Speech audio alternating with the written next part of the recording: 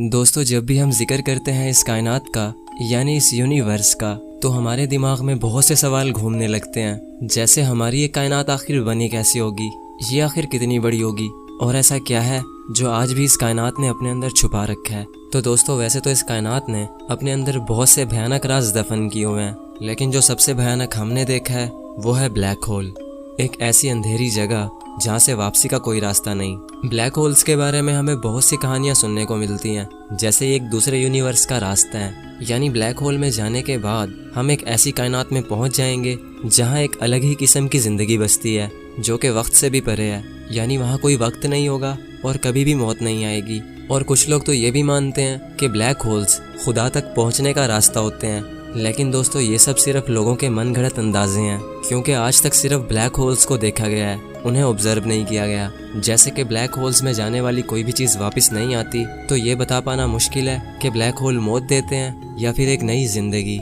ऐसे ही कुछ सवालों का जवाब ढूंढने के लिए इंसान ने कायनात को पढ़ना शुरू किया, और जब इंसान ने कायनात को पढ़ा तो इंसान की अकल भी दंग रह गई। तो आज की इस वीडियो में हम कायनात की सबसे खतरनाक चीज़ ब्लैक होल्स के बारे में डिटेल से डिस्कस करेंगे। तो अगर बात की जाए ब्लैक होल की, तो ब्लैक होल एक ऐसी जगह है जहाँ कायनात का सबसे ज़्यादा अंधेरा होता है।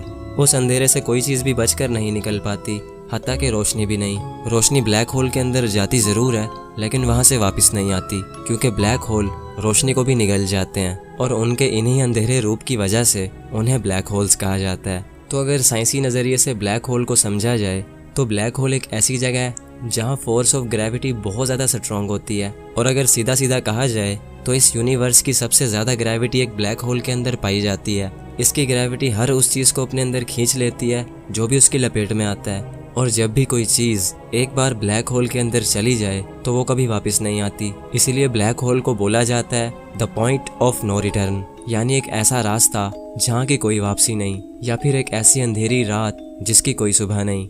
ब्लैक होल में जाने के बाद फिजिक्स का कोई लॉ काम नहीं करता, हत्ता कि न्यूटन के ग्रेविटी के लॉज भी ब्लैक होल के अंदर फेल हो जाते हैं। यानी ब्लैक होल हमारे यूनिवर्स का एक खौफनाक और तिलस्मी चेहरा है, जिसे समझ पाना बिल्कुल भी आसान नहीं। तो ये तो हो गई ब्लैक होल की तारीफ कि ब्लैक होल होता क्या है। तो अब अगर हमें ब्लैक होल को और ज़्यादा समझना है, तो हमें कुछ सवालों का जवाब ढूंढना पड़ेगा। जैसे कि एक ब्लैक होल आखिर बनता कैसे है। क्या होगा कि अगर हमारी अर्थ एक ब्लैक होल में गिर जाए, और अगर हमारा सूरज ही एक ब्लैक होल बन जाए, तो हमारे सोलर सिस्टम का क्या होगा। तो ऐसे ही कुछ सवालों का जवाब ढूंढकर हम समझ पाएंगे कि एक ब्लैक होल आखिर क्या भला है। तो बस अब टाइम ज़ाया किए बगैर अपने सवालों का काउंटडाउन शुरू करते हैं। क्वेश्चन नंबर 10, एक ब्लैक होल आखिर बनता कैसे है। इस सवाल का जवाब ढूंढने के लिए हमें 100 साल पीछे जाना पड़ेगा, यानी 20वीं सदी में, क्योंकि 20वीं सदी के लोगों को लगता था कि ब्लैक होल जैसी कोई चीज़ नहीं होती। उनके लिए ये सब सिर्फ किस्सों कहानियों जैसा था। 1916 में एक साइंटिस्ट थे जिनका नाम था कार्ल श्वार्ज़चाइल्ड। उन्होंने आइंस्टाइन की जनरल थ्योरी ऑफ रिलेटिविटी का इस्तेमाल किया कि अगर हम किसी भी चीज़ के साइज़ को बहुत ज़्यादा कंप्रेस कर दें तो वो चीज़ एक ब्लैक होल बन जाएगी। अब ये तो आप जानते ही होंगे कि जब हम किसी चीज़ को कंप्रेस करते हैं तो उसका साइज़ छोटा हो जाता है। तो सर श्वार्ज़चाइल्ड के मुताबिक जब भी हम किसी मैस को हद से ज़्यादा कंप्रेस कर देंगे तो वो एक ब्लैक होल बन जाएगा। यानी अगर हमारी अर्थ के साइज़ को बहुत छोटा कर दिया जाए तो हमारी अर्थ भी एक ब्लैक होल बन जाएगी। खैर, उस वक्त तो इस थ्योरी को मजाक समझा जाता था, लेकिन जब 1971 आया तो ये थ्योरी एक हकीकत बन गई, क्योंकि 1971 में साइंटिस्ट ने इस कायनात का सबसे पहला ब्लैक होल देखा, जिसे देखने के बाद ये पता चला कि वो हाईली कंप्रेस्ड था। वो ब्लैक होल हमारी ज़मीन से 6000 लाइट ईयर की दूरी पर था। और अगर आपको लाइट ईयर का नहीं पता तो मैं आपको बताता चलूं कि एक लाइट ईयर का मतलब है जहां लाइट को पहुंचने में 1 साल लग जाए। यानी अगर एक प्लैनेट पर सूरज की रोशनी को पहुंचने में 1 साल लगेगा तो इसका मतलब है वो प्लैनेट सूरज से 1 लाइट ईयर की दूरी पर है। तो जो ब्लैक होल सबसे पहले डिस्कवर हुआ था वो हमारी ज़मीन से 6000 लाइट ईयर की दूरी पर था। यानी अगर हमारी ज़मीन से उस ब्लैक होल पर लाइट भेजी जाए तो उस लाइट को वहाँ पहुँचने में 6000 साल लग जाएंगे। और हम अच्छी तरह जानते हैं कि लाइट इस कायनात की सबसे फास्ट चीज़ है। क्वेश्चन नंबर 9, ब्लैक होल्स कितनी टाइप्स के होते हैं। तो दोस्तों, 1971 से लेकर अब तक साइंटिस्ट बहुत से ब्लैक होल्स को देख चुके हैं, जिनमें उन्हें अब तक 4 किस्म के ब्लैक होल्स देखने को मिले हैं। Miniature black holes, stellar black holes, intermediate black holes और सुपरमैसिव ब्लैक होल्स। अब अगर बात की जाए मिनिएचर ब्लैक होल्स की, तो ये ब्लैक होल बहुत ही छोटा होता है। एक एस्टीमेट के मुताबिक इस ब्लैक होल का साइज सिर्फ एक सिंगल एटम के जितना होता है, लेकिन फिर भी ये इतना पावरफुल होता है कि एक बड़े से पहाड़ को आराम से निगल सकता है। इन छोटे ब्लैक होल्स की उम्र इस कायनात की उम्र के लगभग आसपास होती है। तो साइंटिस्ट का ये मानना है कि ये छोटे ब्लैक होल्स शायद बिग बैंग के फौरन बाद बन चुके थे, जब स्पेस ने अपने कुछ टुकड़ों को इधर उधर बिखेर दिया होगा। मिनिएचर ब्लैक होल्स के बाद आते हैं स्टेलर ब्लैक होल्स, जिनका साइज हमारे सूरज से 10 से 15 गुना या फिर 20 गुना तक भी बड़ा हो सकता है। ये ब्लैक होल्स सुपरनोवा के बाद बनते हैं, और सुपरनोवा तब होता है जब एक बहुत ही बड़ा स्टार मरता है। ये स्टार हमारे सूरज से कम 25 गुना ज्यादा बड़ा हो सकता है, और जब ये मरता है तो ये फट जाता है। इसके फटने से इतनी ज्यादा रोशनी फैलती है जो कि सूरज की रोशनी से भी अरबों खरबों गुना ज्यादा होती है, और इसके अंदर से इतनी हाई एनर्जी रिलीज होती है कि उसकी रोशनी एक गैलेक्सी में कई हफ्तों तक रहती है। स्टार के मरने के इस अमल को सुपरनोवा कहा जाता है, और सुपरनोवा के बाद बनता है एक स्टेलर ब्लैक होल।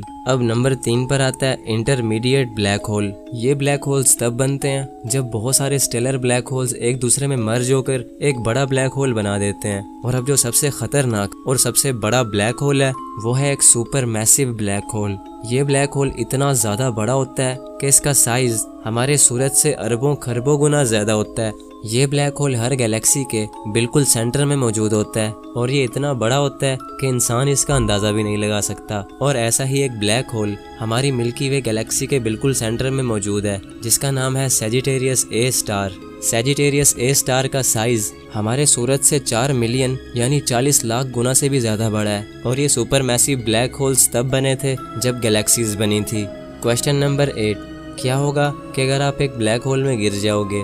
तो इसका जवाब है कि ब्लैक होल के अंदर कायनात की सबसे ज्यादा ग्रेविटी पाई जाती है। ये हर चीज को अपने अंदर इतनी ज्यादा ग्रेविटेशनल फोर्स से खींचता है कि या तो वो चीज फट जाती है या फिर वो बहुत ज्यादा स्ट्रेच हो जाती है। यानी अगर आप ब्लैक होल के अंदर जाओगे तो आप लंबे होकर एक नूडल बन जाओगे, और जब आप ब्लैक होल से थोड़ा सा दूर होंगे तब आपको टाइम डायलेशन इफेक्ट का एहसास होगा। मिसाल के तौर पर आप एक ब्लैक होल के पास पहुंचकर अपने एक दोस्त को वीडियो कॉल करते हो जो कि उस वक्त अर्थ पर है, तो आपको आपका दोस्त बहुत ज्यादा तेजी से मूव करता हुआ दिखाई देगा, लेकिन वहीं पे आप उसको बहुत ही स्लो मूव करते हुए दिखाई दोगे, जो कि सुनने में बहुत ही डरा देने वाली बात है। वैसे तो ऐसा आज तक किसी के साथ भी नहीं हुआ, क्योंकि ब्लैक होल्स इतने ज्यादा दूर होते हैं कि इंसान तो दूर की बात वहां तक रोशनी को भी पहुंचने में हजारों साल लग जाएंगे। लेकिन दोस्तों, बहुत से साइंटिस्ट ने ब्लैक होल्स को बड़े बड़े सितारों को फाड़ते हुए देखा है। ये उन स्टार्स को निगल जाते हैं और उनकी रोशनी को भी खत्म कर देते हैं। क्वेश्चन नंबर 7, अगर ब्लैक होल्स काले होते हैं और इनमें बहुत ज़्यादा अंधेरा होता है तो फिर ये नज़र कैसे आते हैं? तो यार इसका जवाब है कि ब्लैक होल इनविजिबल होते हैं। ये बिल्कुल भी नज़र नहीं आते। इनको देखने का सिर्फ एक ही तरीका है, और वो है इनके इर्द गिर्द मौजूद एक्रीशन डिस्क, जो कि तब बनती है जब ब्लैक होल्स बहुत सारे स्टार्स को निगल लेते हैं। तो फिर उन स्टार्स की बची कुची धूल और गैसेस ब्लैक होल के इर्द गिर्द मंडराने लगती हैं। दोस्तों, ब्लैक होल के इर्द गिर्द तो होती है एक्रीशन डिस्क, लेकिन जो ब्लैक होल के अंदर वाला पार्ट है जो कि बिल्कुल अंधेरा है, उसको बोला जाता है इवेंट होराइजन, जिसके आर पार नहीं देखा जा सकता और वहां जाने वाली कोई भी चीज वापस नहीं आती। ये ऐसे है जैसे कि एक अंधा कुआं। क्वेश्चन नंबर 6, क्या होगा कि अगर हमारा सूरज एक ब्लैक होल बन जाए? क्या ये हमारे सोलर सिस्टम को तबाह कर देगा?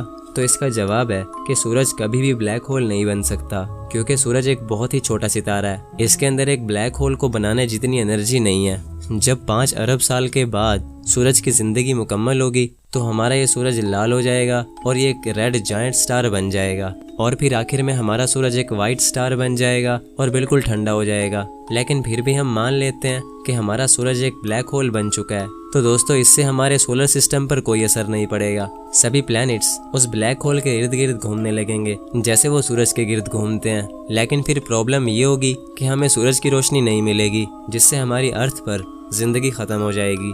क्वेश्चन नंबर 5, अगर ब्लैक होल्स इतने ज़्यादा खतरनाक होते हैं कि वो अपने आसपास की किसी भी चीज़ को नहीं छोड़ते, तो क्या कभी ऐसा हो सकता है कि ब्लैक होल्स हमारी गैलेक्सीज को ही खा जाएं? तो इस सवाल का जवाब है नहीं। माना कि ब्लैक होल बहुत ही पावरफुल होता है, लेकिन ये इतना पावरफुल नहीं होता कि ये पूरी गैलेक्सी ही खा जाए। एक गैलेक्सी बहुत ज़्यादा बड़ी होती है और ब्लैक होल गैलेक्सी के सामने नज़र भी ना आए। क्वेश्चन नंबर 4, अगर हमारी अर्थ एक बड़े से ब्लैक होल के अंदर गिर जाती है तो हमारी अर्थ का क्या होगा? तो इसका जवाब है कि हमारी अर्थ ब्लैक होल के अंदर बहुत ही आराम से जाएगी। शुरू में तो हमें कुछ महसूस ही नहीं होगा, लेकिन हम जैसे ही ब्लैक होल के अंदर जाते जाएंगे तो हमारी अर्थ के छोटे छोटे टुकड़े हो जाएंगे, क्योंकि हमारी अर्थ की ग्रेविटी भी एक ब्लैक होल की ग्रेविटी का मुकाबला नहीं कर सकती। और ब्लैक होल में जाने के बाद अंजाम सिर्फ और सिर्फ